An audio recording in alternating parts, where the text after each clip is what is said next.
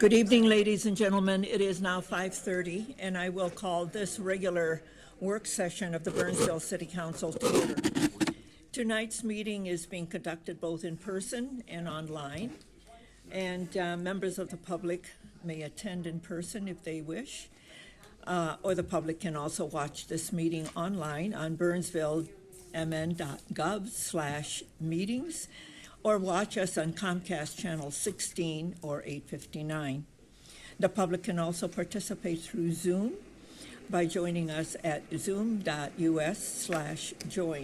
More information is available on our meeting's webpage and in the council agenda packet. With work sessions, as you all know, we go directly to the items that are on the agenda. And I see that we have members of the community here, but I understand that you are here about Alamagnet, and it's not on the agenda. And we have an agenda for this evening. So if someone wants to just, one person, talk, we can't respond to any of your comments because it's not on the agenda, and it's coming before us at a future date, so that we don't have, we can't, by law, address those concerns. But if one of you wishes to just give us a short synopsis so that we can address the other issues that are before us this evening, I'm happy to hear that. We are happy to hear that. So who would like to be your spokesperson? Yeah, and then if you can go to the... I need to pass out something to all of you. Yeah, and if these are some of all of your letters that have come, all of that are in record, so all of that we see also. So if you can give us your name and address for the record. Sure, absolutely. Maybe I'll let Betsy finish handing those out first, and maybe check if you can actually hear me. That would be good. Yeah. Okay. Yeah. Great. Yeah. So Ed Sturm, I'm a 17-year resident of Burnsville. Yeah. Also the president of Alamagnet Lake Association. I'm also a volunteer for the City of Burnsville through Natural Resources Program, and also a volunteer for City of Burnsville through the Mobile Volunteer Network. Yeah. I'm here on behalf of the Lake Association and also as a personal resident of Burnsville. The Lake Association is opposed to the proposed pickleball courts and related parking for several reasons. I think we could go on for quite a while with the whole list, but as the mayor indicated, try to just be brief with my comments. So. And Mr. Stern, we've received all of your letters also. Great. So I want you to know that I've read them, I've responded to you, and I believe Mr. Hugo McPhee has also responded to you, and I think he may have outlined a timeline of how staff is going to be interacting on all of this. But we need to make sure that we have everybody who is involved with regards to this particular item in the room. So it's, yes, it's the Lake Association, but there's also the pickleball community. So we're looking at both, as I said to you, the health of the lake, but also the health of our citizens. So please proceed. Okay. So it's summarizing here. So one of the concerns that we have is that the proposed pickleball courts and related parking will increase the runoff into Alamagnet Lake. This high water level at Alamagnet Lake has been a problem for decades. If you go back to when the area was originally developed, there was insufficient stormwater retention ponds included in the original development program. That ultimately resulted in a pumping system being installed in the lake on the Apple Valley side of the lake. That pumping system is often insufficient to keep the water level of the lake at or below the ordinary high water level. So we often end up with a situation where we basically have a lake that floods. That causes erosion of the shoreline.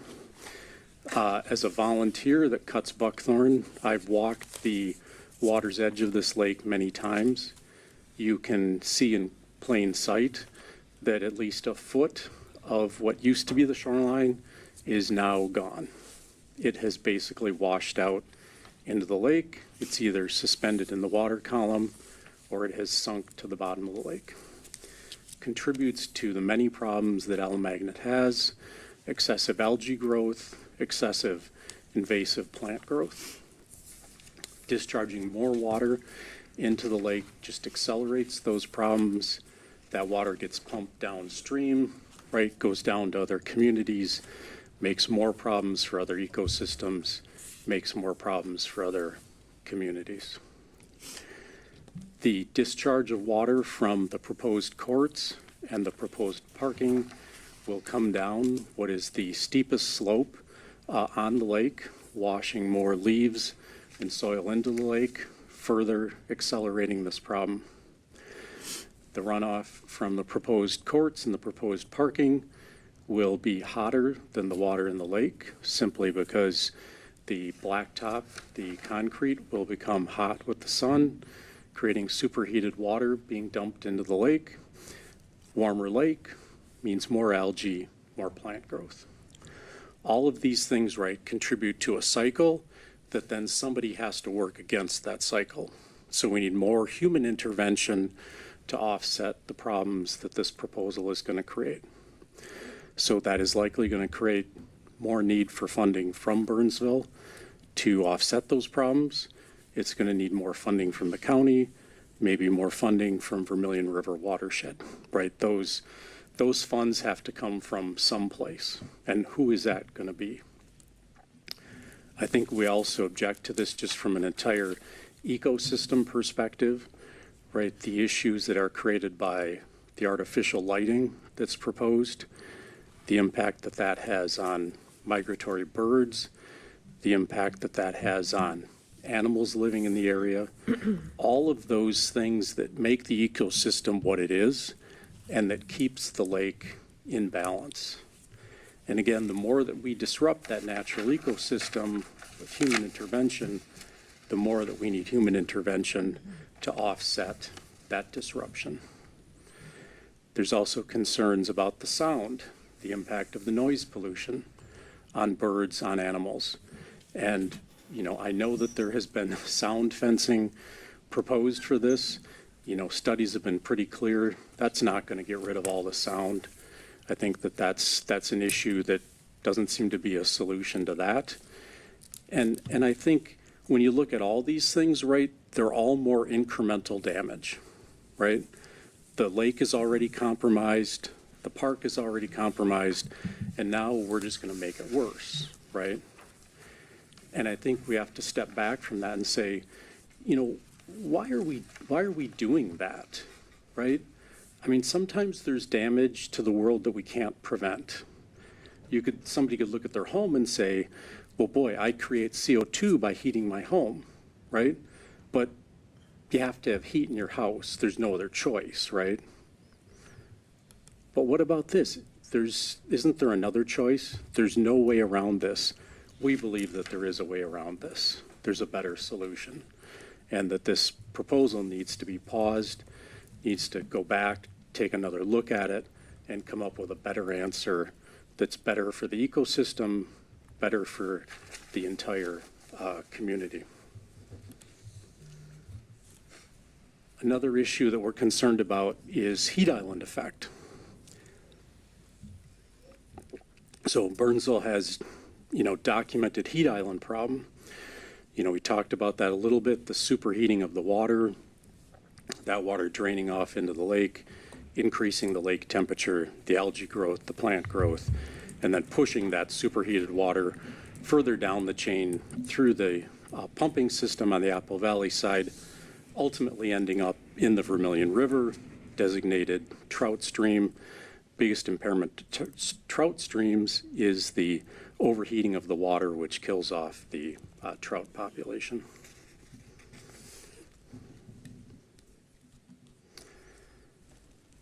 CO2 emissions, this is another issue with this proposal, that there's going to be CO2 created from the original construction of the courts, the original construction of the parking lot, more CO2 from maintenance of the courts and the parking lot, more CO2 from plowing of the parking lot.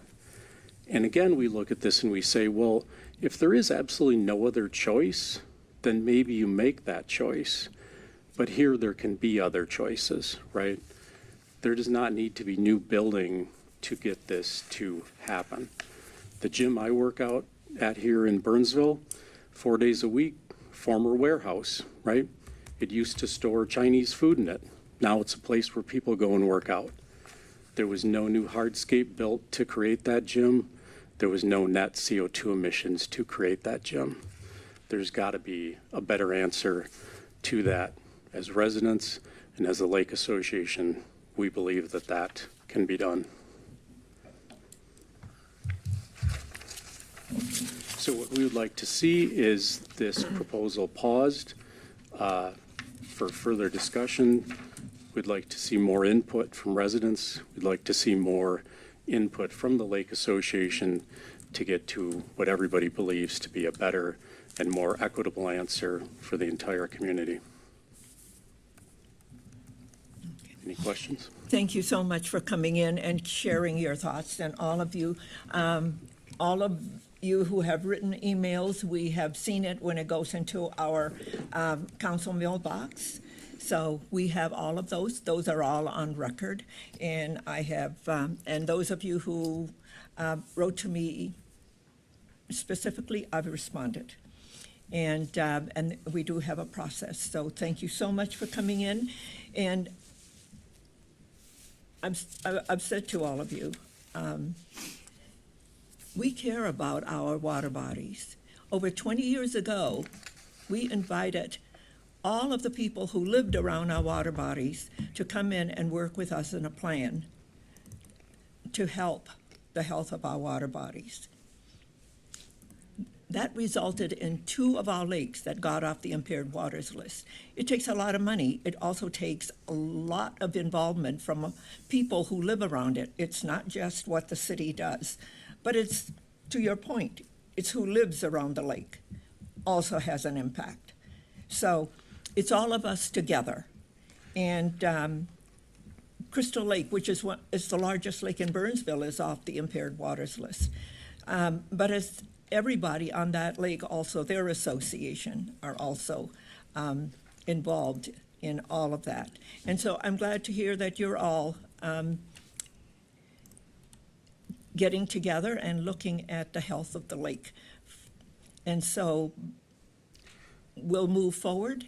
We can't, I'm just saying things that already has been said, not only to you individually, but also in public meetings. But regarding the pickleball project, we can't, it's not on the agenda, and we cannot address it tonight. So thank you to all of you for coming in. Truly, we appreciate your concern and voicing all of your concern, but we also need to make sure that the people who are part of the pickleball community are also involved in this discussion. It's just not a one-sided discussion. This is a community of all of us. So I thank you for coming in. Sorry to interrupt, but when is this on the agenda for discussion next? I will make sure that staff will look at the process and all of you will be informed. I believe that Mr. Hugo McPhee has been communicating with you on all of this. So he is the point person on this project, and I believe that that's who can identify the additional meetings. Mr. Lindberg? Yeah, so the mayor, members of the council, community, good to see you. Thank you for being here. The council will have a series of decisions in the project over the course of the next several months. The most recent public meeting where this was discussed was the December 2nd Parks and Natural Resources Commission, where essentially our team provided an update, an overview of the project, potential, and all of our planned work around potential environmental impacts to further inform the city council. So it was kind of the end of the schematic design, the initial design part of the project.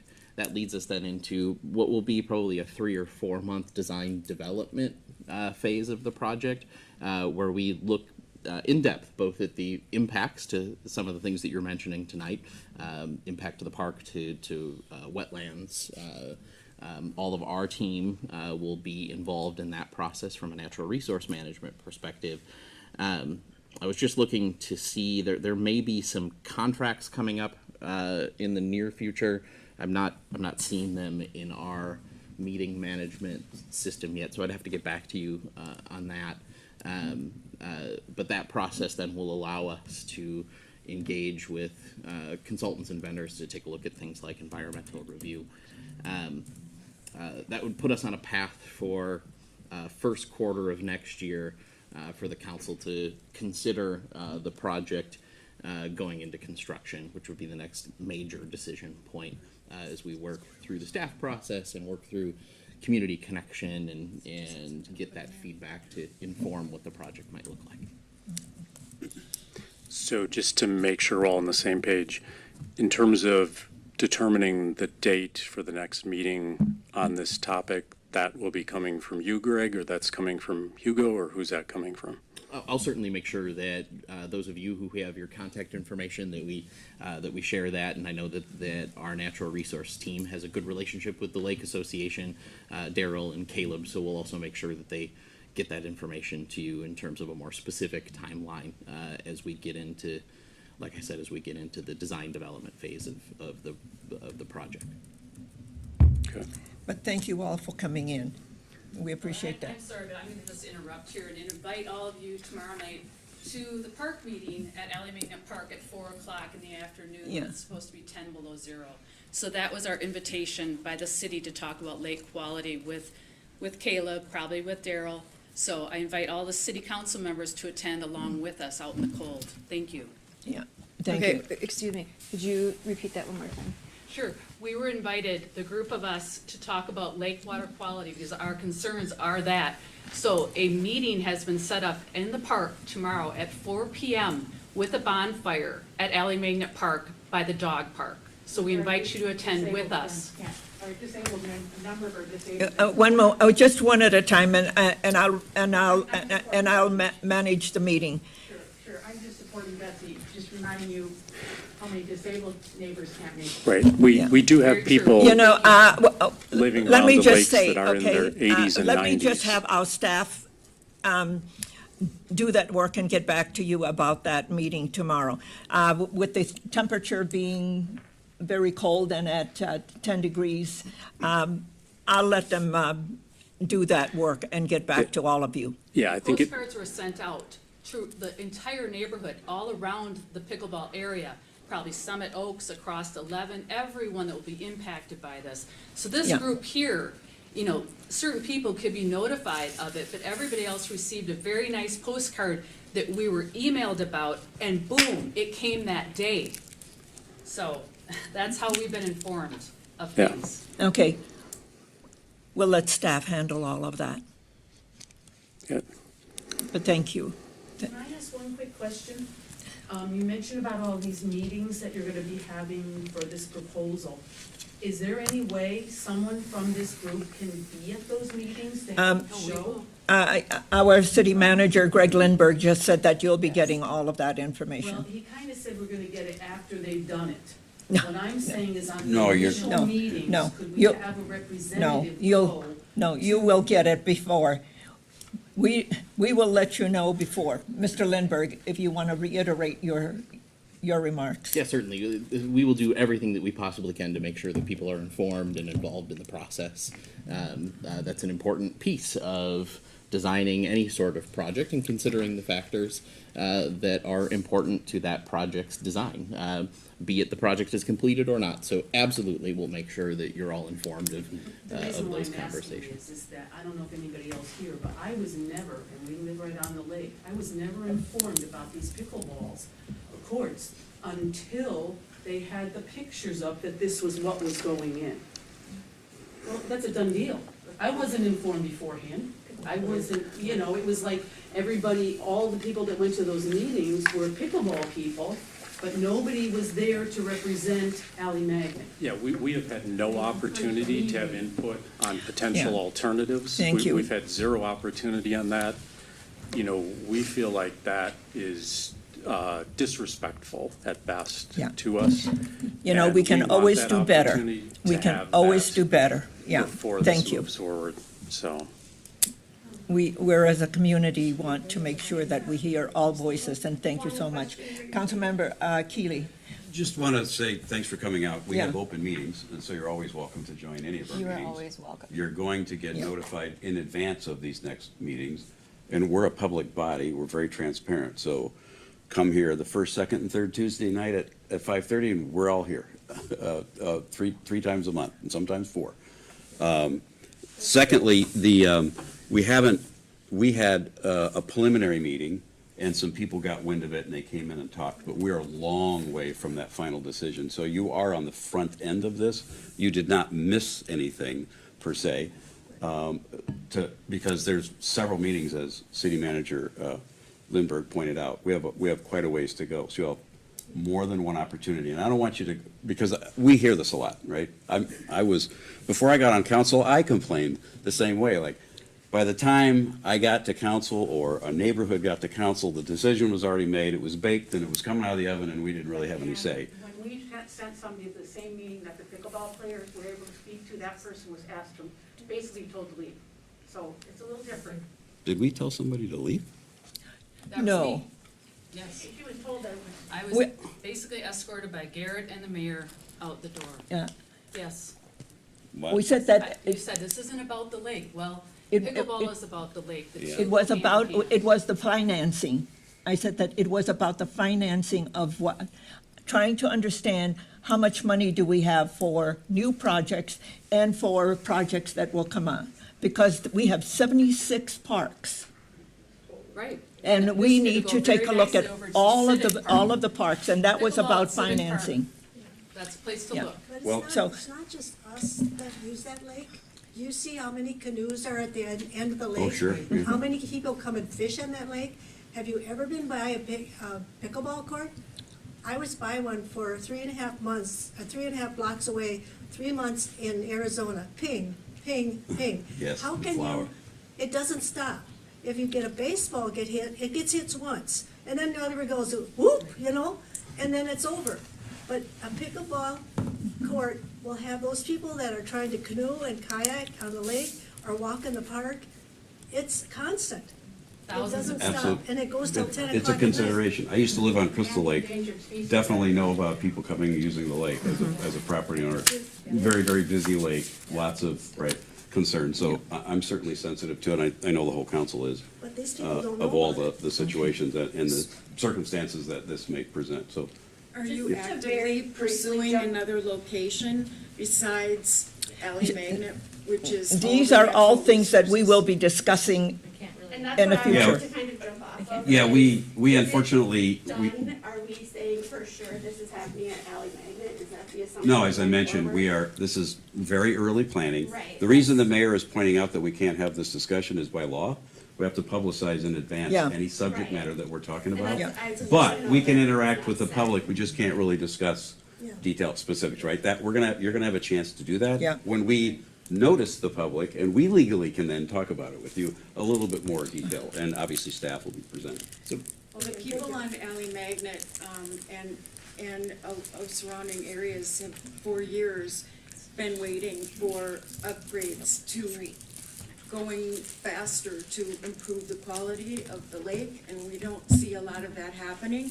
And we are paying a very considerable amount to live on that lake. And not to have something degrading this precious area and having noise pollution, light pollution, everything that's involved in it, it just seems really, really misguided. Yeah. Well, just keep in mind, one thing I learned when I lived on Crystal Lake, and I want to close the conversation, at least from my perspective. The damage to Alley Magnet, the damage to Crystal Lake, to Keller Lake, was done because of decisions 50-plus years ago with development that did not address the runoff.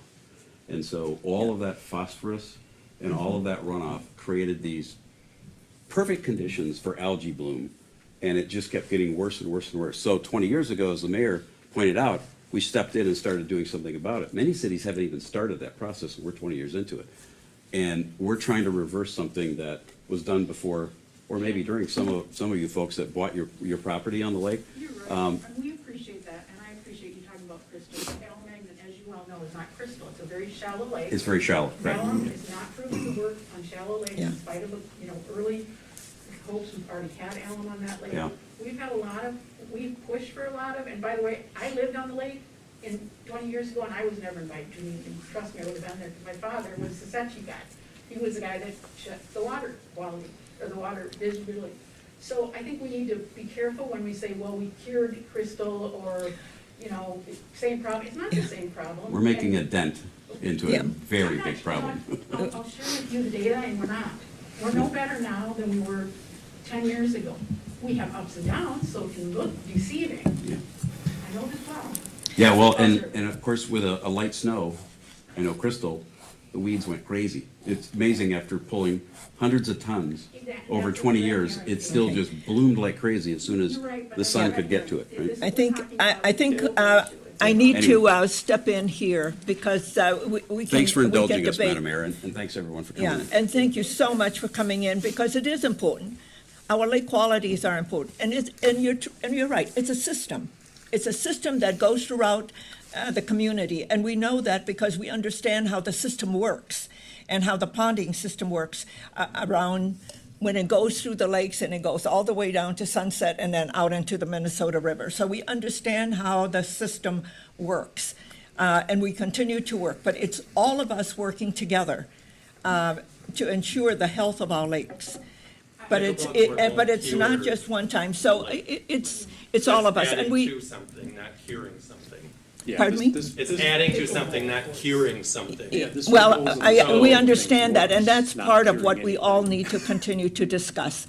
But thank you so much for coming in, and you're right, everybody, this is about the lake quality, and all of you who live around the lakes, and also, our park system, and all of us who enjoy the parks, and the different amenities that help our community with regard to their mental health and their physical health. So those are all the things that we look at together, but it means all of us. And You our indulge staff me will for be 30 in contact seconds, with No you. more than 30 seconds. Cut me off at 25 seconds. Last week in the mail, I got on the same day 2 pieces of mail from the city of Burnsville. One of them is how the city's spending $600,000 to improve the natural resources in the park by removing buckthorn.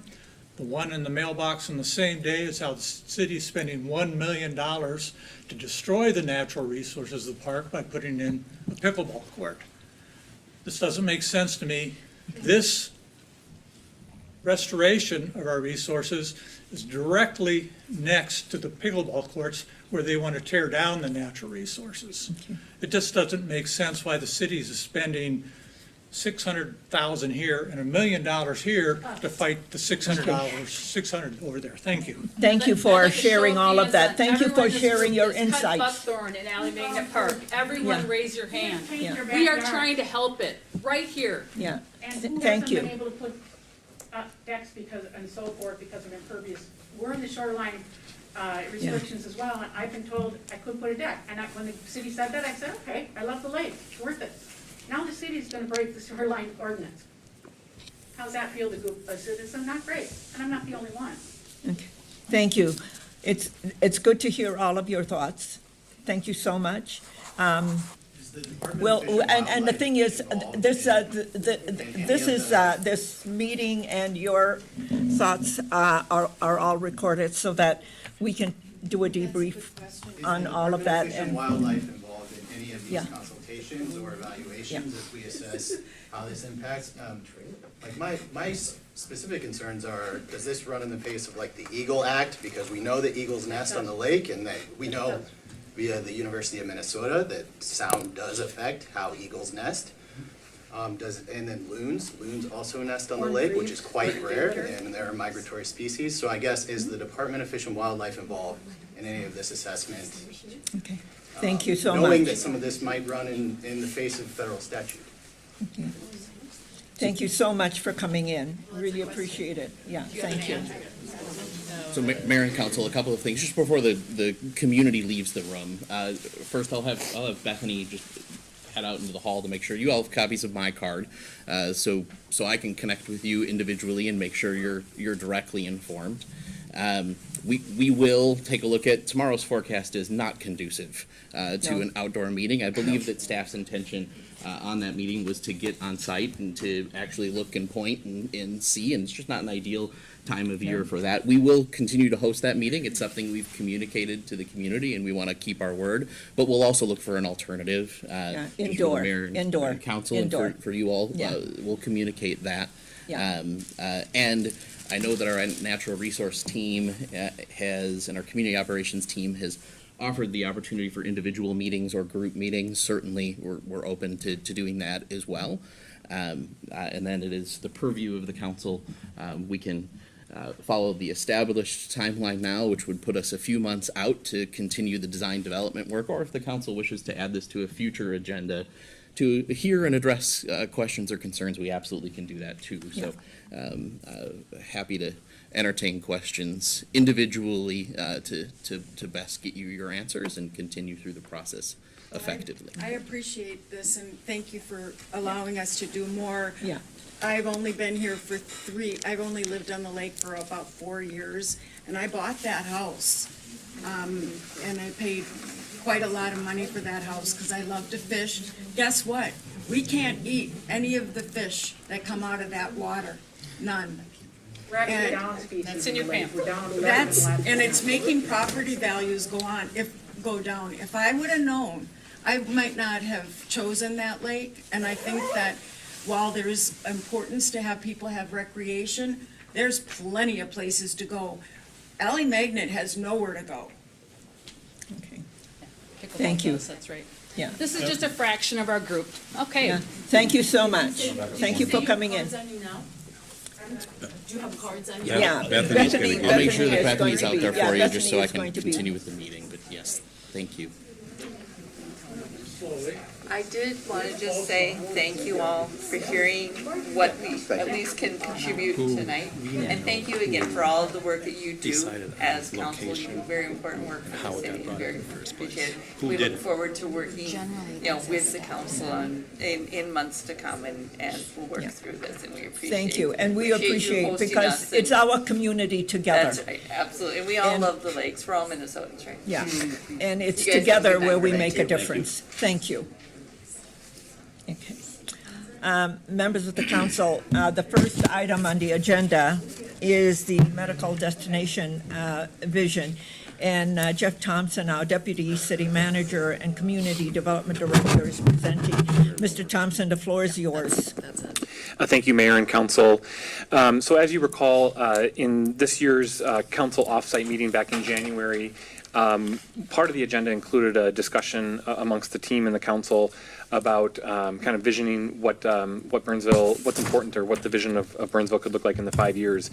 There were two directions, or one item that the council directed us to bring back to you was a discussion about medical destination kind of visioning, and so that's what we're doing tonight.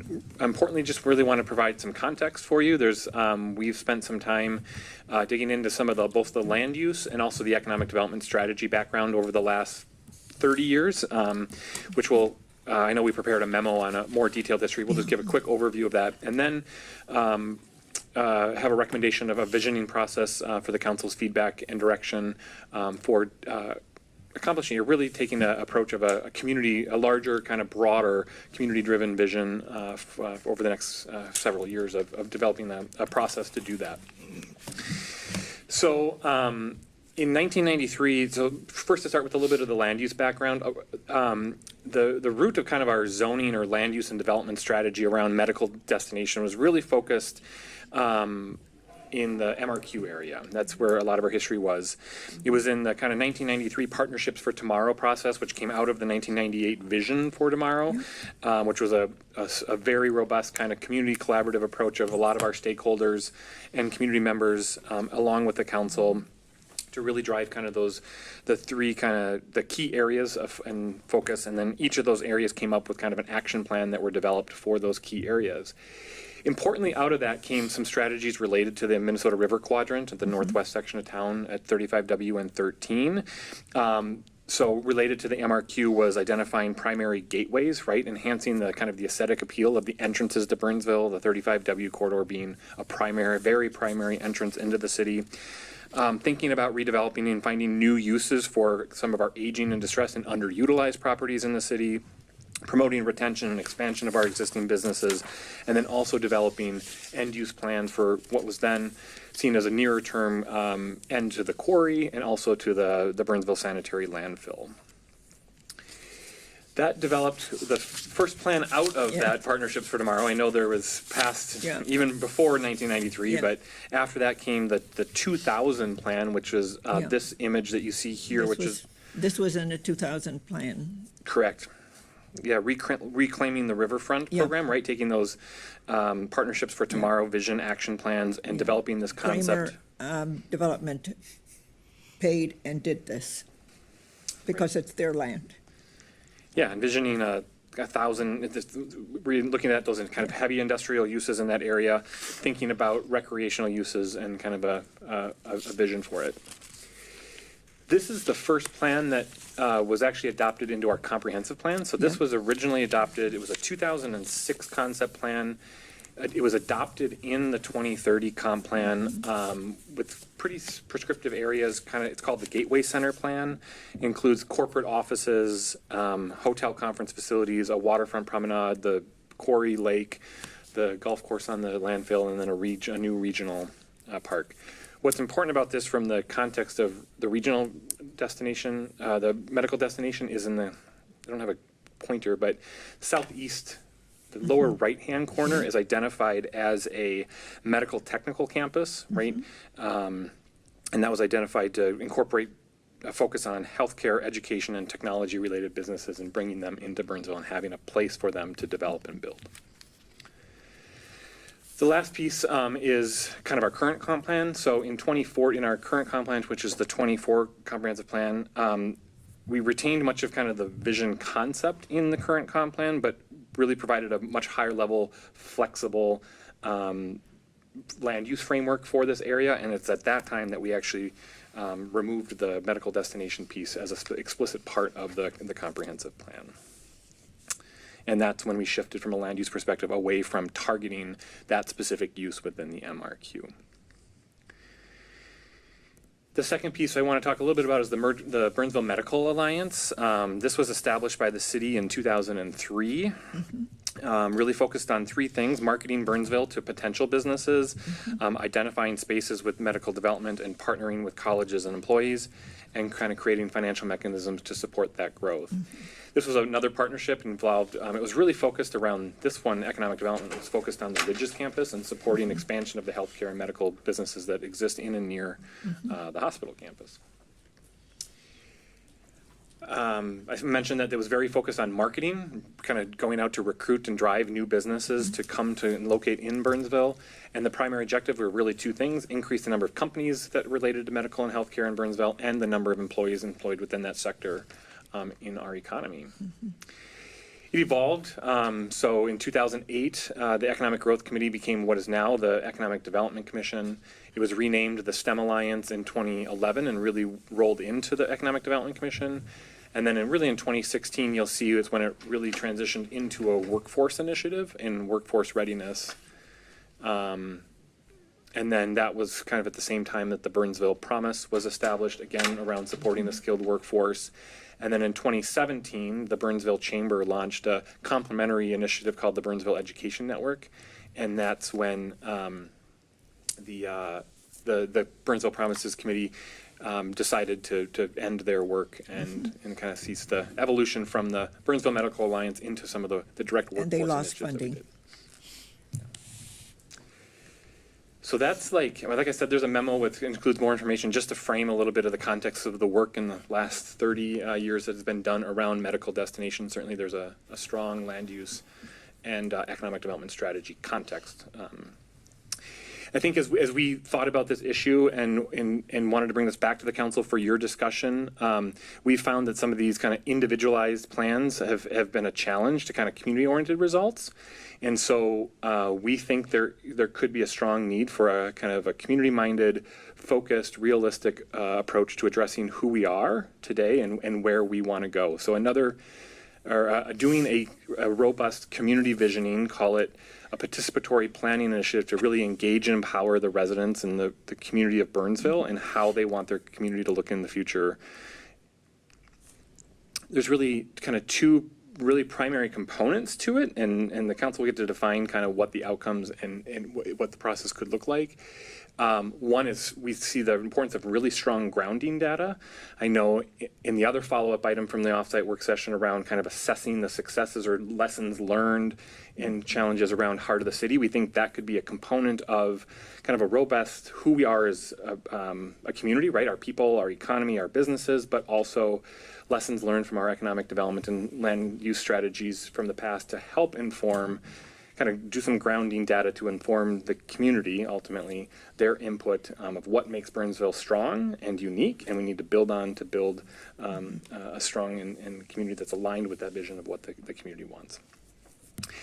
Again, the process of visioning can be, it's really just asking how does the community want the city to look and feel in the next, call it 10 years, and the goal is to be wide and very broad and getting anyone who wants to participate and as many people as possible to be involved in doing so in a way that works for them, right? That could look different for different people to ultimately inform the vision, the strategic priorities, and the work plans of the city. It can be an exciting conversation. It's getting people to talk about what they love about Burnsville, what makes us unique as a community, and what we want to build on, what our strengths are, and what some of our things we need to be paying attention to, right, to help shape that kind of future of Burnsville. And then the good question we ask ourselves is, why do this now? There's good reasons, right? There's been conversations about kind of reputation, understanding our what people think of in Burnsville from a reputation standpoint. We have the participatory budgeting piece, a lot of pieces about increasing participation in our future outcomes. And believe it or not, we were actually kind of on the front end of our next comprehensive plan update, which needs to be adopted by mid-2028. And this is a really good thing to kind of kick off that comprehensive plan, as this vision helps inform, in that particular instance, all of the system statements and all of the kind of components of the comp plan that could be put together. So very high level overview of what we think a broader community visioning strategy could be, and just seeking the council's kind of feedback and direction on this approach to kind of the discussion you asked us to bring back from that offsite. Members of the council, your thoughts about a comprehensive visioning process for the city, and the economic development pieces and the community development pieces with regard to the medical destination gets rolled into all of that when you're looking at all of the different pillars of success with something like that. Your thoughts about a community vision? Yes, Dan. I like community visioning. We've gotten a lot of things done in our city over the years by having that. And I like the idea of a comprehensive plan that's going to include economic development and medical and housing, and our roads everything's involved in what we do as far as how we build this city. Getting our citizens involved is very important, and that's from students all the way up to senior citizens and lots of different folks that get in the room and talk about it. I remember we did that visioning when we did the Performing Arts Center, and our room was packed with people. It was very dynamic and very exciting thing to do, and we got a lot of good feedback from our citizens on it, which really helped guide us in the early 2000s when we were doing Yeah, that. and that was out of the strategic initiative Right. on economic, Right. on community development. I agree. And that was one of the strategies, at the heart of the city and the, yeah. I do have to ask, though, do we have the resources to do that as far as manpower goes? Mayor and council, I think when we understand the council's direction, we'll put together, right, what this potentially could look like and some ideas for the council's kind of feedback and direction on how long it will take and what resources, both from like a consulting support to do it well and to do it robustly, the way the council, with the council's input on that. And so both staff and consulting resources to prioritize that. Okay. Vince? Oops, go ahead. You wanted to add Mayor and Council, information? Jeff looked at me for some affirmations. So I would absolutely repeat what Jeff said about resources. We're not, we would be kidding ourselves, you and the community, if we didn't say this would be a lot of work. It would be labor intensive, staff intensive. It was, too. And the best work in local government, from my perspective, requires that level of energy and commitment. We've had long conversations as we considered making this recommendation to you, kind of as a result of some of your broader vision conversations coming out of your last all-day work session, and we believe that it is something that we can resource within our current resources by, again, being a bit more focused on what it is we're prioritizing and how we're going about connecting with the community in a broad and robust way. So it'll require some changes. There will be, if the council were to direct us to go down this path, there will be some conversation about what external partners can help us and how we might resource that. So there's plenty of questions to be answered, but we have had high-level conversations from a staff perspective and do believe there's a path to accomplish this. And we really see the value in being wild about our engagement with the community and in thinking far more broadly about how we make those connections. Tonight's a good example of why that's so important, right? That we want to be focused, we want to listen, we want people to feel heard, and we feel that we can resource that by rethinking just how we do that work internally. Vince? Yeah, I think it makes more sense to cast a wider net than to just focus on a singular item, but include that item in the project at large. So as long as we've got the bodies and the willingness to do it, I think it's an exciting project, and it feels like this is something we've done recently through our branding and other projects that would, I think, feed into this. We've probably already got some good stuff, but probably plenty more to go find. Okay, thank you. Kara? Yeah, I have absolutely no opposition to this. I think taking an overall look at this is a good thing, and of course, getting our community involved. Yeah. Okay. Dan? Agreed. Okay. One of the things that I can say is that doing a community vision and revisiting it and engaging the power of the people, it's a great experience. And for someone who has gone through it, with Partnerships for Tomorrow and the successes that we do see today, I can tell you with all the businesses that have come into Burnsville because of all of that, on County Road 42 from County Road 5 to the border of Savage, we addressed all of those economic development issues, and all of those businesses and all of those jobs came into Burnsville. The redevelopment of a 54-acre site that was becoming crime-infested, blighted, and depressed. I mean, when people are engaged and they are empowered to do the work, it is a great thing to experience, and then you see the results.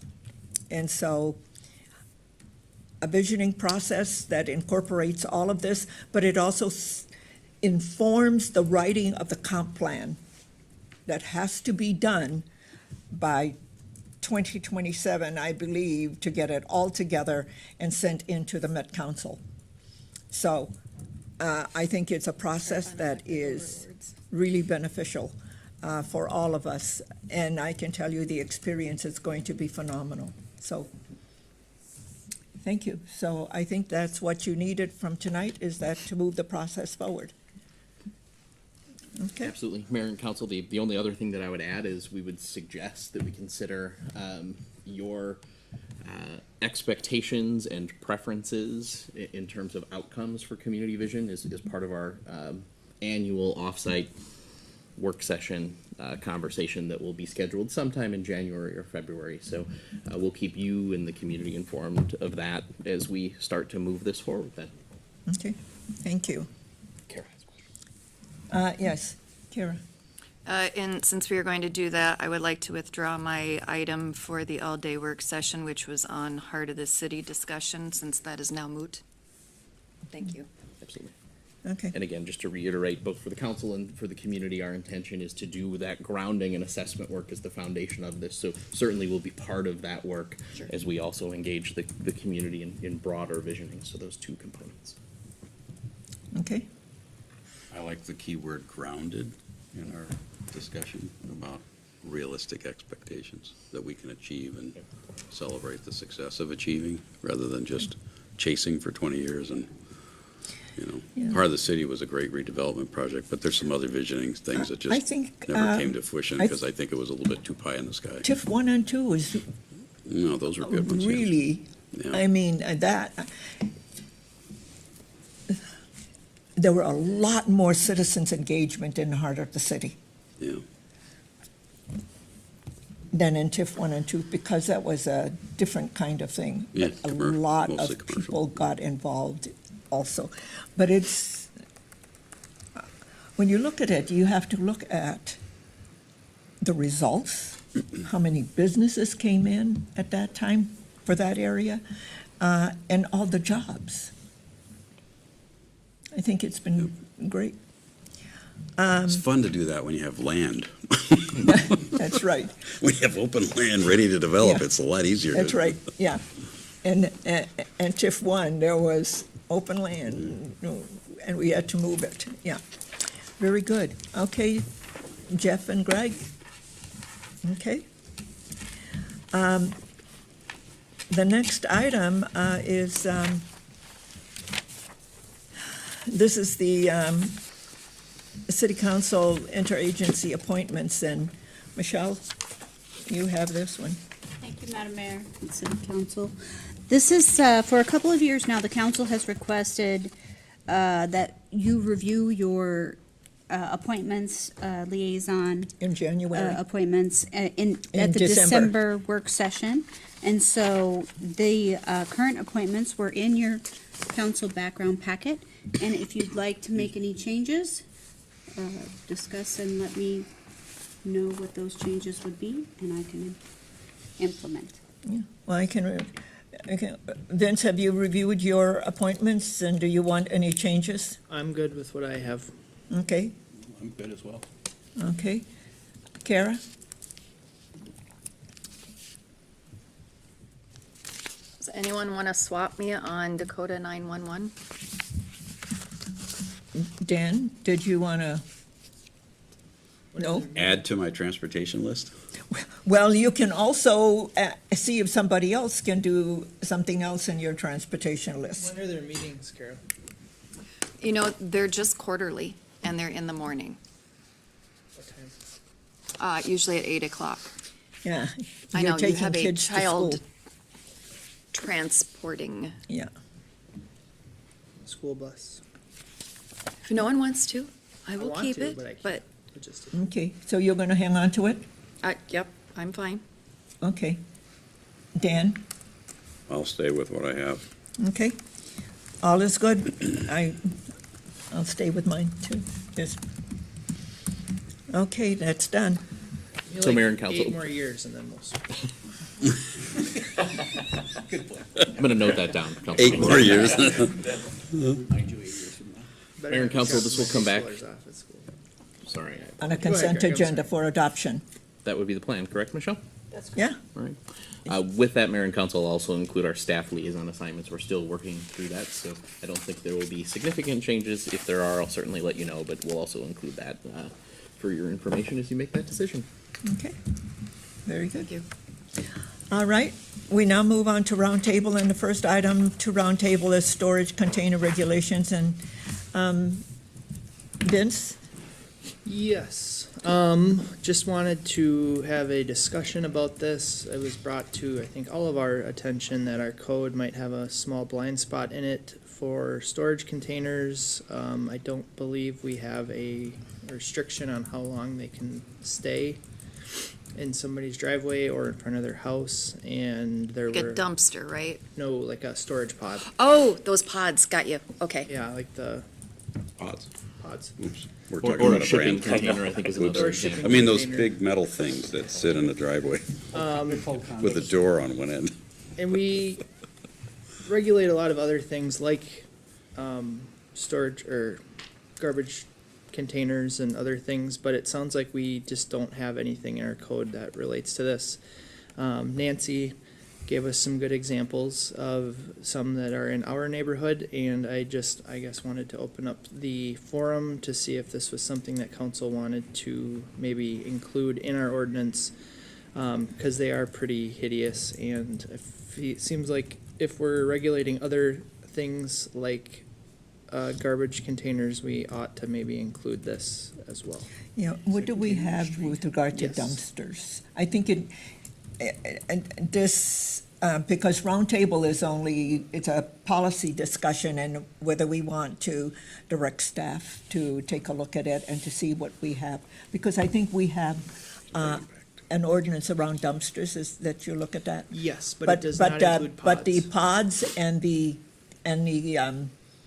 containers are not in it, but the dumpsters are. The dumpsters are Yeah, refuse. the shipping containers and the pods are not. And so you're saying the ordinance is silent on that. Correct. And so you would like to see that we do, we add an addendum to that policy To treat them the same as we've been treating. with dumpsters. Bring it back to a future work session for further discussion. Well, or just have staff take a look at it and then bring it back for us to review. Yeah. Some options. Yeah, I just, roundtable is to put it out there to say, yes, let's bring it to another Yeah. formal, noticeable Yeah. meeting, Yeah. and have a deeper discussion. Yeah. With staff, bringing some additional. Bringing the information to us. Yeah, what do we have and what don't we have? But that's a good thing that, to understand that that's silent for pods and shipping containers. But we have something that addresses dumpsters. I know that because we've dealt with it for so long. Right. Mayor and Council, Jeff, I don't know if there's anything you want to add about current regulation. It sounds like the council has it correct, but I don't know if there's anything else that you wanted to add to that question. Yeah, quick framework, it's been generally said, yes, we have specific regulations around dumpsters. We allow them for up to 30 days, or if it's in conjunction with the building permit for construction in a property, that's when we allow kind of the haul-off dumpsters, the large dumpsters on residential properties. We have received a number of concerns or complaints about storage containers, and we have, although the code does not explicitly call them out as being regulated, we've been applying the garbage regulations. It's been effective, but it is not addressed in the code today, but we've been applying the dumpster regulations under a similar, they tend to be used during construction or on a temporary basis for up to 30 days. So just how we've been addressing them. Well, let's complaints we formalize it, receive. members of the council. I Would you would like for support it to bringing be it back. formalized Yeah, and I have think it's staff something bring we it need back to with an talk about. amendment to it?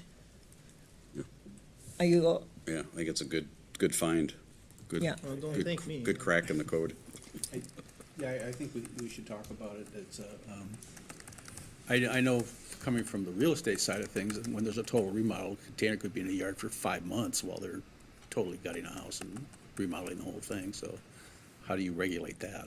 well, I think one of the things is that when the dumpster has been sent out to No, be. I get the dumpster Yeah. part of it, but I'm But just talking about the well, container part, let's- when yeah. people put their belongings in a container in that driveway because they're having that house remodel and it takes them a Well, long why time don't to we get it have done. staff take a look at it and bring it back to us? I'm just saying, I don't want to get into a pitfall where we're telling someone you better have your house done in 30 days or that container's got to be out of there. Yeah. Yeah, that's fair. Yeah. Well, let's take, why don't we just, if it's okay Nope, with let you staff- all, then we'll staff have can do their staff thing. take a look at it and bring it back. Mayor and With an Council, amendment to the I have code. our direction. We will do that. We'll get it on a future work session. We'll let you know when that will be, and we'll bring the information that you all have talked about and discussed back to you Yeah. for consideration. Okay, very good. Thank you so much. And Nancy, thank you for bringing it to Vince's attention since it was in Well, I your brought the neighbor. city staff's attention for 3 years. Okay. So I'm glad to see it's finally getting addressed. Yeah. It's been very difficult Well- to get it addressed. And we're here today because I sent you all a letter. Jeff called me and said, staff says they don't think we need it. And I beg to differ. Okay. It's not just these two instances in our neighborhood. It's many more. And it's not gonna be solved by sticking the word storage container in the refuse container ordinance. It needs to be, and I offered it to Vince, the city of Elko New Market has something about 350 words. There's two different kinds of storage containers. One's a shipping container, been around since 1956. Second is the pods, the portable on-demand storage, been around since 1998. So this isn't a new thing. People use them all the time. But on our street, we had someone who had a pod for 3 years. And we had someone who had a storage container for 2 years, and she kept adding to it. She had 3 storage containers, one of them in the road for the whole summer. Wow. So- We have regulations in RVs, and they have to move in and bring it back. So this is something, yeah, it's a problem. So I would like to be informed about staff discussions and when this comes to the city council, because Okay. it's been an overlooked part of the code. The code was updated and it's not in. Okay. We'll make sure you're aware of when it's going to come back before us. It'll be a work session. Okay, thank you. The next item on the roundtable is Kara's. You want to talk about a Arts Commission? Tell us more what that is.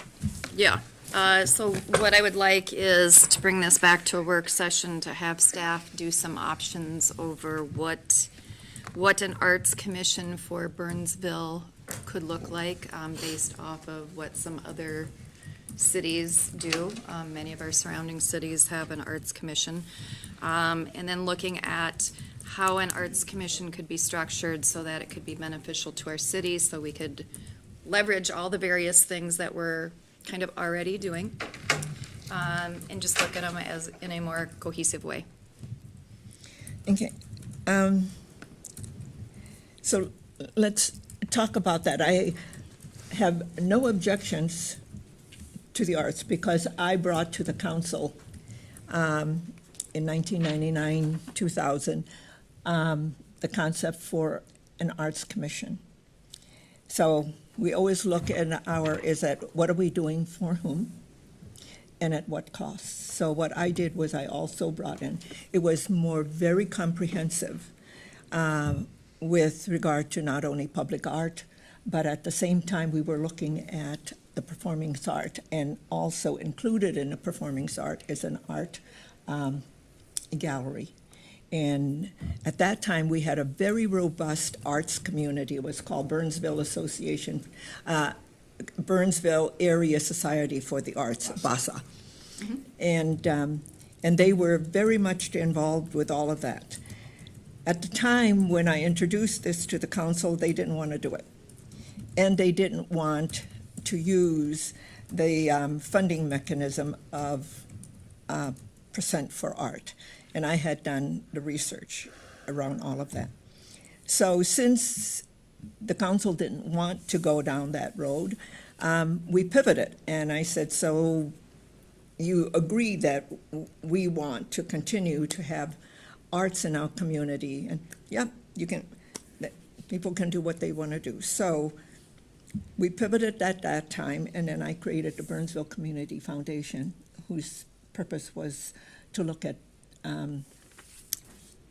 public art and have raised a lot of money for public art. The first one was the Ames sculpture on the Parkway and Pleasant. Yeah. And they commissioned it, and so the money came to the foundation and paid for all of it. And the city helped facilitate getting the area for it. So, and at the same time, the executive director was charged, the Ames Center executive director was charged with curating art shows. And so that went there, and the Ames Commission reviewed all of that, and Brian and his team were curating it in a way that they didn't have to do anything about that. The other is that we wanted to make sure that Burnsville had a lot of events that brought our community together, like all the different festivals. So it started out with I Love Burnsville Week. That was in June, and it was also adjacent to the South River Hills garage sale, so that it was a big community thing. And then the International Festival in July, Arts and All That Jazz in August, Fire Muster in September, and then, you know, wanted to have a Oktoberfest, a beer fest. But it seemed like everybody was getting burned out and didn't want to do it. Even Harpo, when I talked to him about it, says, "Oh, I'll get the breweries and all of that, but I'm not going to do it." So it sort of died because it's a big undertaking. And then on November is the lighting, and December, now in December we have tinsel and treats. So we have something going on in December also. And then January, we don't have anything. And then we get back into Easter, and we have excellence. Not anymore. Not anymore. And, yeah, because also in October, we had the Halloween, what do we call it? Halloween? No, Trunk or treat. yeah. Several different. Yeah, was the so dog thing, October we which is had also that, done. but, you know, so the thing is, what I'm trying to understand what this commission would do, and what isn't working, and, you know, how to, because I see all Same of here. these. That's why I would like it to go to work session and have staff come up with some ideas. Are these ideas that are already going on now, are they not good enough? These would be ideas on, you were asking, what would this commission do? Yeah. Okay, that's something that would happen at a work session. That's not something that happens at roundtable. No, and So I'm. we would ask staff, what are some things, based on looking at other cities, also, past historical record of Burnsville, what are some ways that, and how you structure an arts commission, and what are some benefits to having an arts commission? Similar to how we have commissions for our parks and all of our other wonderful things that we do. And I think that we are a city that is fairly rich in the arts in various different ways. You are correct, we have a lot of festivals, we have a lot of engagement.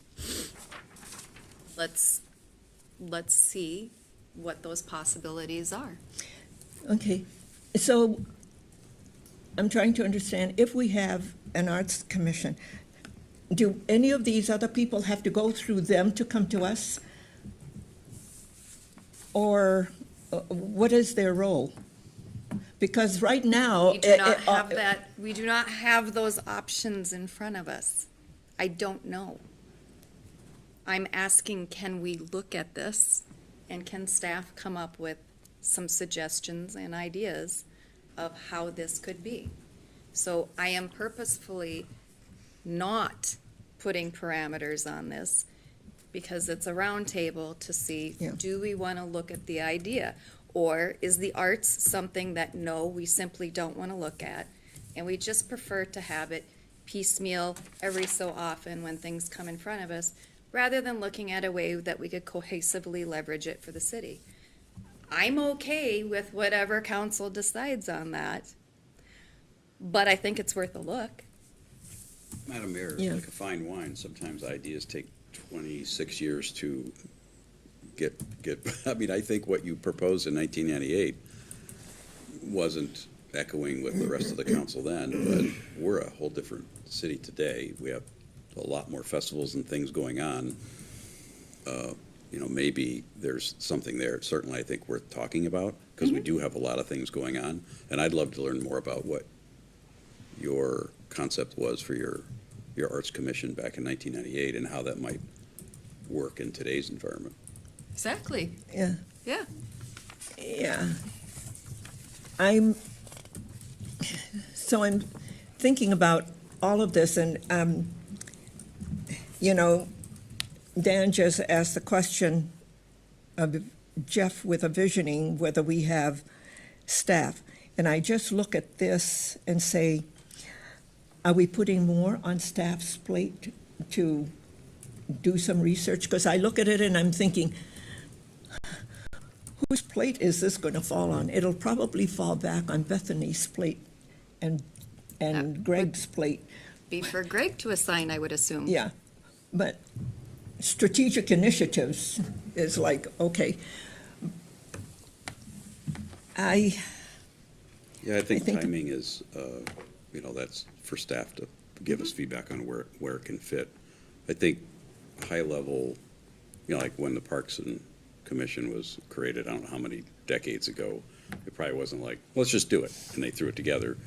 It went through a process of good thought and discussion and debate and work by staff over a period of time to eventually launch it. So I don't see this as an urgent thing, but I'd like to, you know, those of us involved, or previously involved in some of the festivals that we have, I'm interested in understanding how this could all be more cohesively communicated, shared, synergies, because I don't know that we're done creating events. One has ended, but another Doesn't mean could another come will start. along. Yeah. So Well, we have Party on the Plaza that filled that hole Yeah. in August. Well, yeah, we had part of the plaza while Art Knowledge as was. Yeah, well, But, yeah. you know, is something going to come along and be proposed to take the place of an existing legacy? It's still in our ordinance, but there's no event there right now. Could something else come along? So could this commission play a role in helping formulate that kind of stuff? I mean, I'm just throwing what ifs out there to Councilmember Schultz's point. She's just asking for support or not support to even talk further about it, and I think it's worth talking further. Well, Yeah. and I'm thinking beyond even just festivals, just public displays of art. Like Carol, we were at that NLC Yes. meeting where they're turning billboards into public pieces of art, interactive art that you can walk through that also acts as a billboard. And, you know, so I feel like there's a lot of different categories of art here beyond just festivals that, you 100%. know, we're not really thinking about. Yeah. I mean, Well, even but we down have to public things where art. we, which we have done in the past, where we've invited, like, you know, the sidewalk chalk or the paint on some of the crosswalks. Like, you know, like all of those, we have all of those little things and maybe a ton of things we aren't even thinking about. So are you thinking about a commission that advises us as to what they'd like to see happen, or? I don't know. Well, I'm just trying to get, I mean. I know, I don't know. We had the Ames Commission, which was We did. very heavily in arts, and they disbanded because they had no authority to do anything, Correct. basically. I mean, Well, they kind of And looked they at were the within numbers. the And they purview of also the Ames Center. said, we feel Yeah. like we fulfilled our mission, which was really And they tied did. to a single building It is, event. well, it's a single building that does the performing arts and visual arts. Right. I mean, so there's a lot of art in there. in But that was still particular just one building. location. I think it's possible. I'm not Dan, against if the we- commission, I'm just trying to figure out, like the mayor's, how does this work and do, Yeah. Yeah, and I don't think know, it that- would be I think exciting that to find out. commission could have evolved into an arts Because commission, but except we for, just said, except for oh, Party on the mission's over, it's Plaza, done, every- well. except for Party on the Plaza, everything has come to us from outside groups. yeah. Party of the Plaza was a city initiative, but the International Festival, Fire Muster, outside, yeah. Art and all that jazz, those were all separate 501c3s that said, we want to do this, and they came to the city, and the city said, yeah, let's do it. And so the only one we've actually done ourselves, as far as the arts go, has been the Party on the Plaza type thing, and that's the performing arts. Yeah, I would just say this. Oh, also the barriers, the Jersey when I barriers, first- that was a city initiative as well. Yeah, when I first heard this, I thought, okay, let's think about it compared to our existing commissions. Parks and Natural Resources, what do they actually do that we couldn't do ourselves? Well, they obviously engage at a deeper level, they advise, they bring in their own perspective, experts, et cetera, they work with staff, then it comes to us. What does the EDC do? They go out, we could just do all the EDC ourselves, but why do we have an EDC, right? So we have this body made up of volunteers in our community who come through and vet, ask questions. It's another set of minds that applies to a given area. So the question for us, I think, is, do we value the arts as a whole, not just festivals, as a I whole, don't even think that's a like we question. I'm do sure we've already EDC proved and that to parks? the community. Yeah. Yeah. So it's, to me, the model is the same. If we believe the arts is big and broad enough and worth having a separate body of volunteers help organize and vet and provide us advice. You're coming back to us, Greg, with the Party on the Plaza, some thoughts about Yeah. all that, we're gonna be hearing pretty soon. And so, I see what you wanna do, I get that. Yeah. But I kind of like to see what staff's coming up with as far as all the stuff we're doing now and what's working and what's not, and see where we have to go from there. Well, and that's just festivals, and that's only one element, I Yeah. think, of what is being It's a talked big about here. element, though. Well, it's, I think we'd be hard pressed to have this come to a work session, approve it, get people on board, all before Greg's going to present on Party on the Plaza. Like, we're a ways from that. But we're in the middle of that, is what I'm Yeah. saying, and then from to create yet another commission, and who's gonna run it, and from my who's perspective, gonna be the if, liaison if to it? staff, if we're going to ask staff to do this work, Kara, you be there, the liaison we to have it? to make, I would liaison. we would need to make sure that we communicate with all of the other groups. The reason being, it's being respectful. They have done a lot. If I look at what the Burnsville Community Foundation have done, you can't minimize the amount of work that they did, and also to raise the money for all of the sculptures.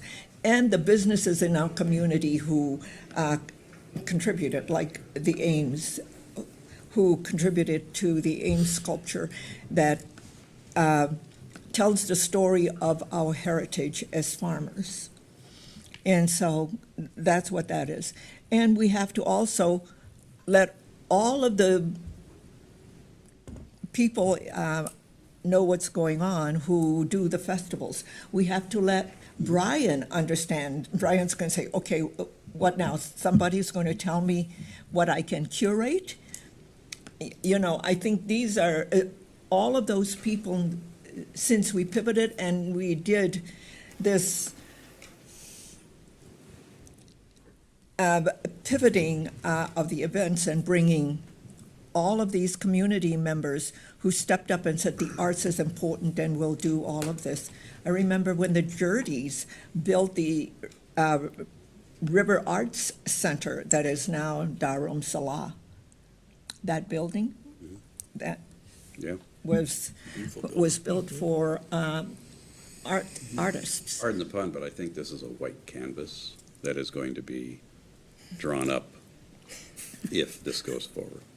I think we're trying to prejudge and predetermine. No, I things just that want aren't. to make sure that people are included, so it can't go as fast as Kara is saying, this can be done. Who's saying fast? She's not fast. Okay. Well, She was responding to Dan's concern. I was pointing out it's not going to happen Yeah, I fast. don't think it's Okay, gonna happen fast. because I think it's just respectful to get everybody involved, just like. 100%. The Lake 100%, community felt that I they were have- left out when I only have the every pickleball. faith that our staff will involve all of our Yeah, stakeholders in the and to process. understand, because when I brought that, I talked to mayors who had it, and I got shot down. So, okay, pivot. Do something that really continues to honor the arts in our community and find people who are going to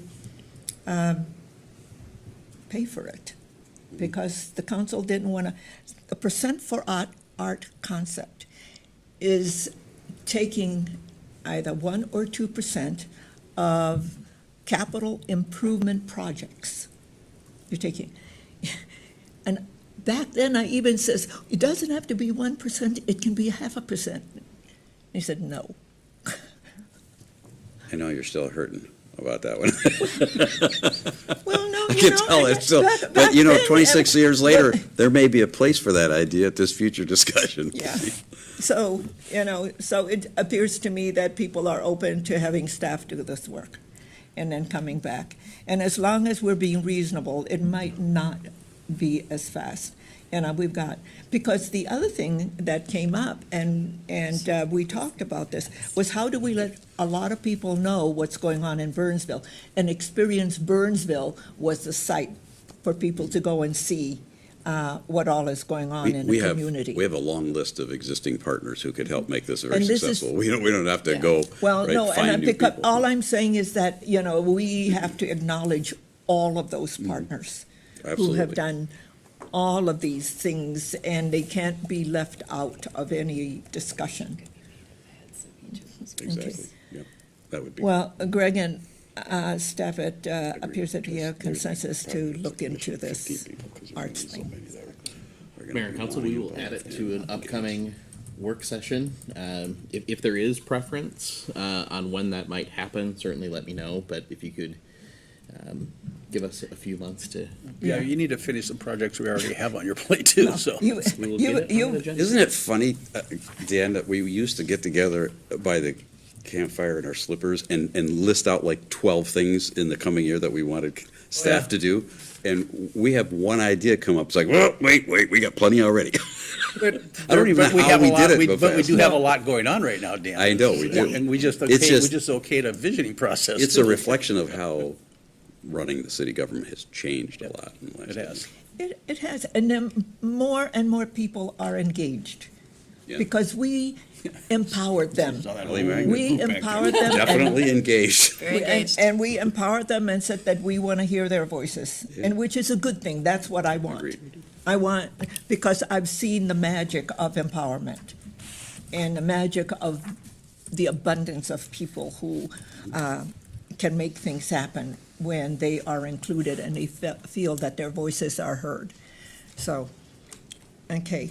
So, Mayor and Council, just so I'm clear on direction, it would be my intention sometime in the near future to bring back a topic for a work session discussion where we do some staff research on exactly what Kara had framed out. Yeah.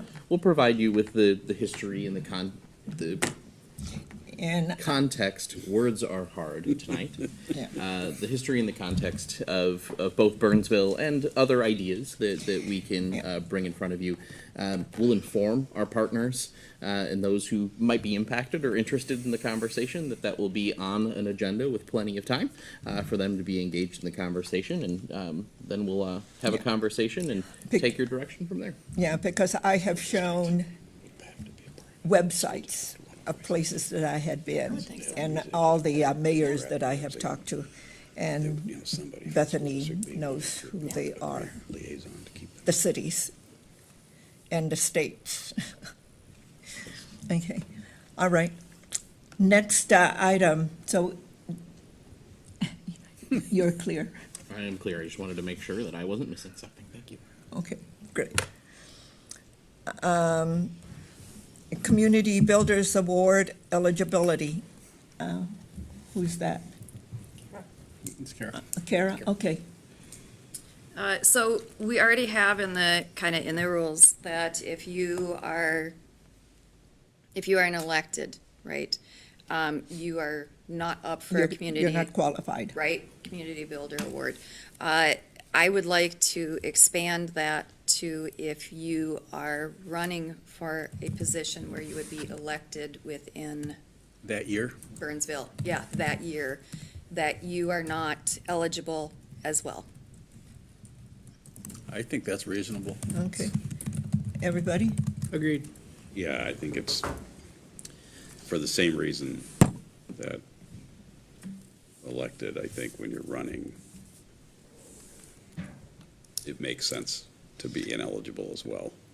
Okay, And so then after that, then they can qualify if they're not our policy will be amended So we keep running, Dan, we'll never get one of those. No, we're out. Yep. We're gonna, in terms of qualifications. So the policy. if they've Yeah, applied, there's, yeah, if they're registered as a candidate for office For that particular year. year. that year. For that year. They're. Yeah. they're not eligible. Right. It's awarded during election season anyway. It's awarded every Yes. year. So to capitalize on something for political gain seems. Yeah. Okay, Mayor and council, that one sounds, dare I say, easy. I don't know that I should say that word. Knock on wood, You get sir. into it, you're gonna go, oh, wait. Go back the last 20 years and see which people have gotten one that were on the ballot. Certainly, it seems like a fairly straightforward amendment to. It seems like a fairly straightforward amendment to your policy. I Yeah. can have our team draft that language, and just amend the, I'm seeing unanimous yeah. consensus here, so we can put it on a consent agenda or a regular Yeah. agenda for your consideration. Really, your Actually, pleasure. consent agenda, and if somebody wants to pull it, they can pull it. Yeah, and we'll communicate ahead of time just to make sure that you all see it, and that can also inform how it gets scheduled out. So I will go that path. Thank you for the Thank you. clarity. Okay, then now we have reports. Vince? I have no reports. We have Experience Burnsville, we have a new board chair, Peter Wright from Minnesota Zoo is now our chairman of the board. Skip Nienhuis is no longer chair. Dan McElroy is our vice chair. And we have a new member of our board, Joya Stetson, who I'm sure you probably know. She's your community outreach for Minnesota Valley Transit. Yeah, she's Very dynamic, exciting person, and fantastic. And she we're lives in we're Rochester. pretty and excited commutes. about having her on that board. McElroy's very excited, too. He's got some plans for MVTA himself, so anyways, just so you know. Wonderful. But that's, yeah, so we have a new board starting first of the year. Okay. Kara? Dakota 911, we did do a review of the executive director, and she was scored excellent, and I would definitely agree with that assessment. Okay. Dan? STA had a meeting yesterday, suburban transit providers, all the transit agencies, all four of them, MBTA, Southwest, Maple Grove, and Plymouth, all reported ridership continues to grow. Invest revenue, which is a big part of our revenue source, is just a little behind 2023, 1% to 2%. That's, Invest is motor vehicle sales tax that goes to transit. So kind of a little telltale of car sales.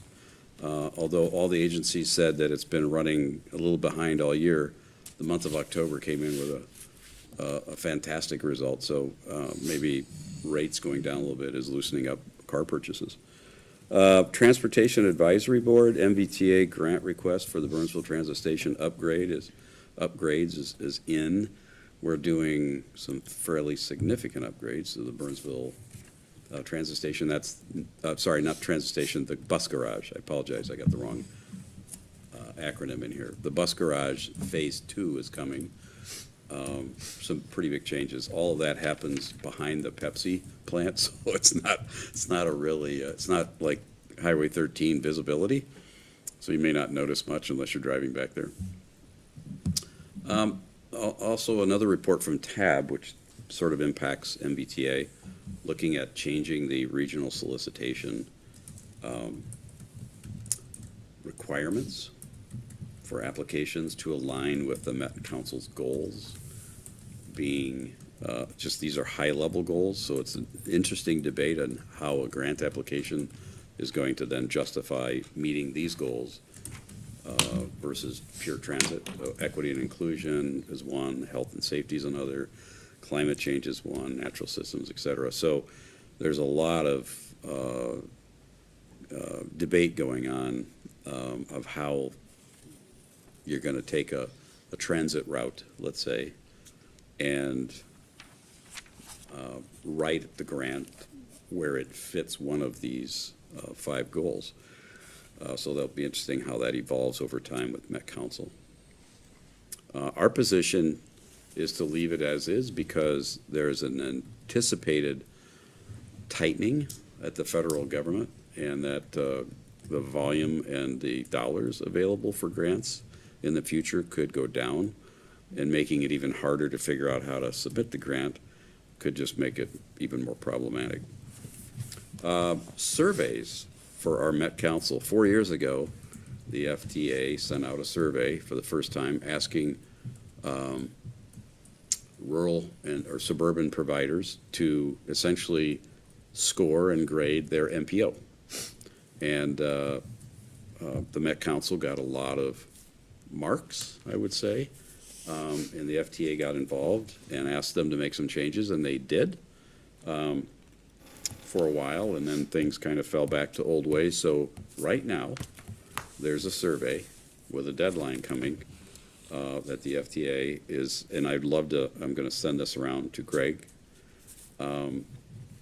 to gather more information about how our MPOs are treating suburban transit providers. We have a list of complaints that we'd like to share, those of us who maybe are on the inside. But one of them will repeat itself from 4 years ago, and that is funding and how funding is allocated to suburban transit providers here in the metro. It's an ongoing challenge with the sales tax, which was a big topic of discussion at our STA meeting yesterday. We've been working for well over a year asking for our fair share of the transit metro area sales tax, transportation sales tax, because the bill actually had a carve-out for microtransit. Yet the amount of money that STA members are receiving is still based on an old model of past ridership, which can't fund our growth in the suburbs, given our population growth and the lack of population growth in the metro core. So we remain having meeting after meeting after meeting, hearing the same reasons why this is still something that they're unable to do a year and a half into it. So hopefully the pressure is on.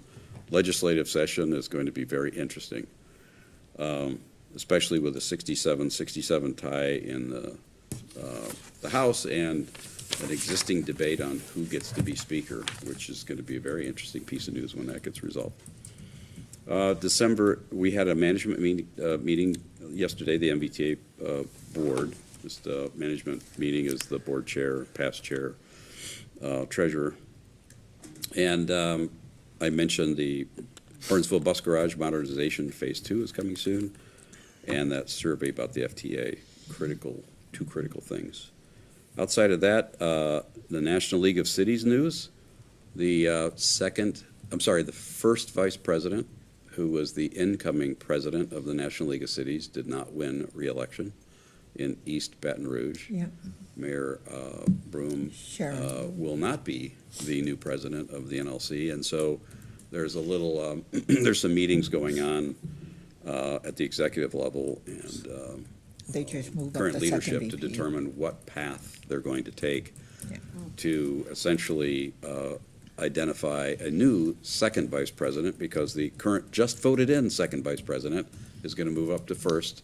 The first is going to now be the president, and they need to find a new second vice president. So interesting shift. It happened some years back. I believe the Duluth mayor was up for coming into the president of NLC, and she didn't win re-election, and that caused a similar problem. So I think one of the, on the nominating committee discussions I heard was requiring applicants to have at least 3 or, well, preferably 4 years left on their term to qualify for a leadership role, so this doesn't continue to happen. Elected. Right.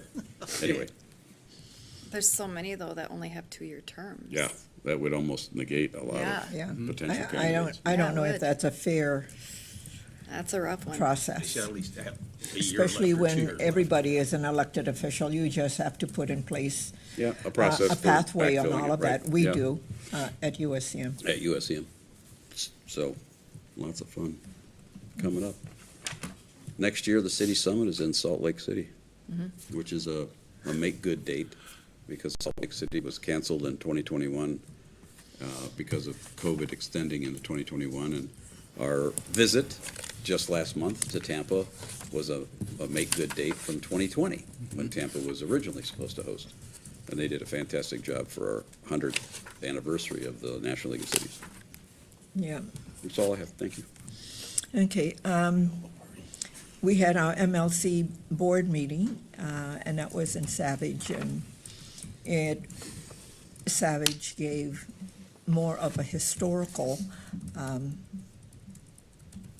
part, because with MLC, every city that is hosting tells about what's going on. Mayor Janet Williams chose to talk about the history of Savage and how they got their name, and that was very interesting. And then the guest speakers were Charlie Zelli from the Met Council and Ryan O'Connor from the Met Council. And they just talked about where the Met Council is going and the 2040 plan. And one of the big issues that the mayors were interested in is the housing portion of it. And so there was a lot of discussion. But at the end of the day, it'll have to go to the legislature to have all of that sorted out. And then we approved the budget, and then we approved the legislative, we discussed the legislative agenda for MLC. And I think Greg and staff is taking a look at that, and then we'll send in our comments and approve it. Then, of course, the regional breakfast update, and that was also sent, and we'll get all of that information about when those breakfasts are scheduled. But that was approved. January, correct? Pardon me? Yeah. Yeah. It's, January 24th. I think. 24th, I think. I was trying to look and see the calendar for that, but I don't have Yeah, it. Mayor and Council, Region 1, which will be hosted in Invergrove Heights That's this year, right. is Friday, January 24th. Yeah. That's at the Veterans Memorial Community Center in Invergrove Heights. I've communicated, I believe, in my weekly update Yeah. to you. I will send it again. MLC Yeah. has requested RSVPs, so we'll take care of that this week and get folks registered who are interested. Thank you. Okay. Yeah. And, Mayor, if you don't mind, just one more MLC update. Sure. I don't mean to yeah, please. step in on Yeah, you. yeah. I do think it's important for the community and the council to hear that after a couple of years of advocacy with our fellow member cities of the MLC board has included in their EMS. draft legislative agenda or legislative priorities a goal related to local control of EMS, which has been a very important strategic legislative priority for us. All of the credit goes to Chief Junman and the work that's gone into that. It was a process. Yeah. Mayor Couch put quite a bit of effort to it as well, as we talked with our partners at MLC. So there is a goal in their legislative agenda. It is a bit broad and a bit generic, but important. So we're very grateful for that, and I think that it's a good move forward in terms of our involvement in MLC.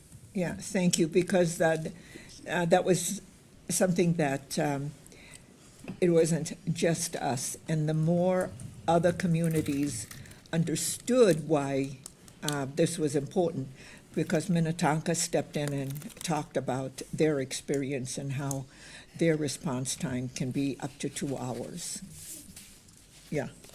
Oh, yeah. And they don't measure from the time they call and dispatch receives the call. They have to wait.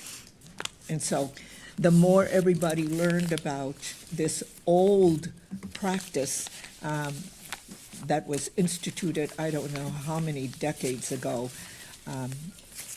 we got a lot more buy-in from all of the other members.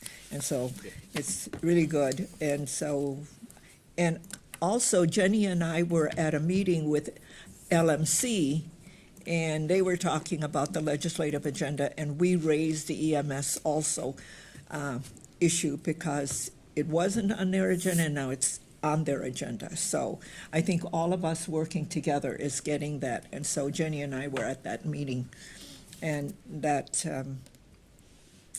the EMS services got put on LMC's agenda. And Jenny went with me to the MLC board.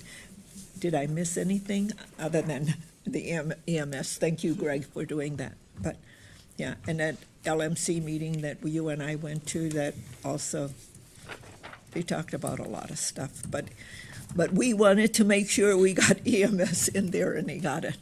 So, yeah. That's all I have, because, yeah. I forgot one thing I just wanted to share. The NLC contacted me a couple weeks back and asked if Burnsville would be interested in hosting a transit, it's a transit-focused session, like a day meeting. LMC or No. NLC? NLC. Okay. National League of Cities. Yeah.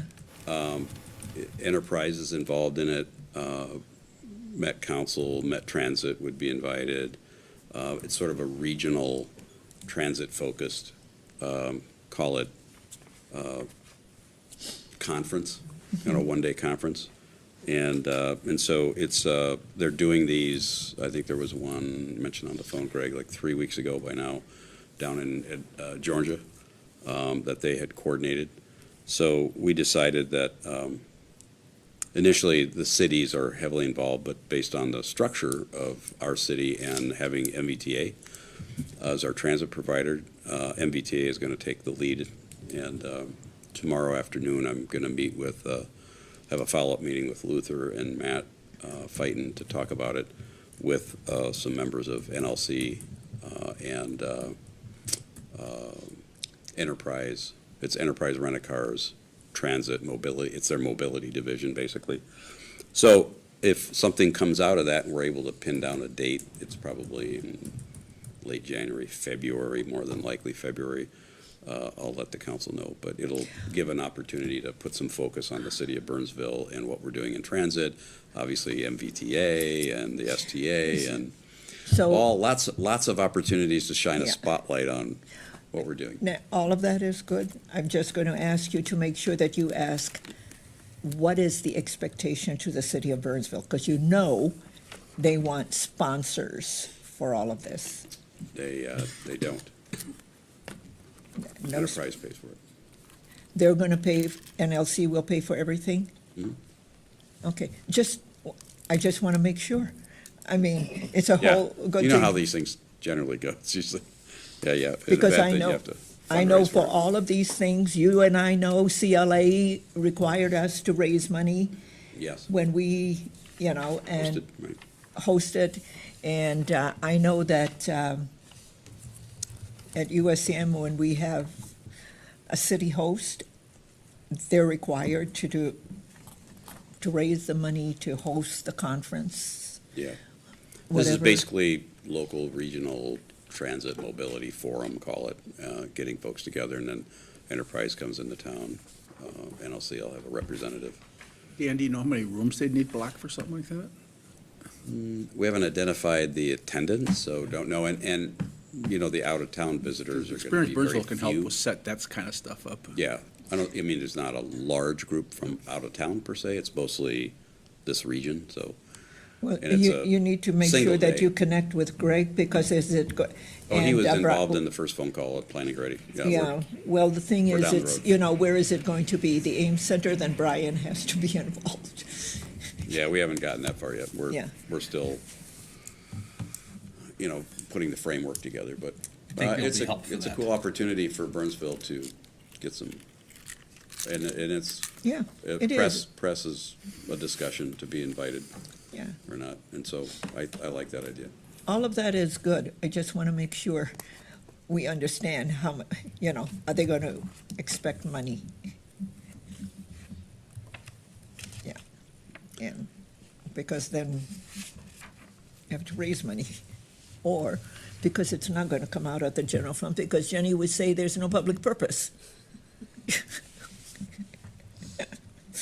So, that's all, yeah, okay.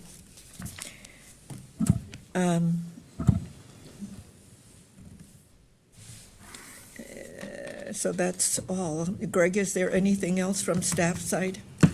Mayor and Council, I'll mention this in my weekly communication and but I've been reaching out, as I do at the end of every year, to plan for the next year, both individual and group meetings with all of our partner organizations, the Chamber, the CVB, the school districts. So all of that's happening right now, thanks to Bethany and Andrew and our team coordinating with our partners. So also probably just a good reminder that I've been trying to improve communication on the city side to our partners. So I have a bi-weekly email that goes to all of those strategic partners across the community about not only what you recently have done, action that you've taken in meetings, but also upcoming meeting topics and highlighting certain things that are relevant to that group. So trying to continue to enhance communication and make sure that we have good meetings scheduled for a pattern into next year. So just wanted to make you aware of that. Our partnerships with those groups are very important. Okay. Thank you. Before you adjourn, one other thing, I think we should congratulate Vince on his award, the NLC for, was it 40 under 40 or something like that? I'm not quite sure what it was, but I know it was a big deal. So someone must have submitted your name. Young and elected. Young and That's right. elected, yeah. Yeah. A leader in the community and So- under 40. Under 40. So did one of you submitted his name? I didn't. Sorry, we Heck did, no. yes, absolutely. I would Yeah, what's never up? submit your name for anything, Vince. I have no idea. I don't know. I just got the email saying Yeah. congratulations. And Yep. Okay, yeah, congratulations. Getting something in the mail, Okay, a plaque. Congratulations, Bill. Vince. yeah. I'm gonna put it next to the picture of Greg at my desk. Love it. Give me a copy, I'll put it in my office. Okay. If there's no other items to come before us this evening, we stand adjourned by acclamation. Thank you, everybody. And I have to get home.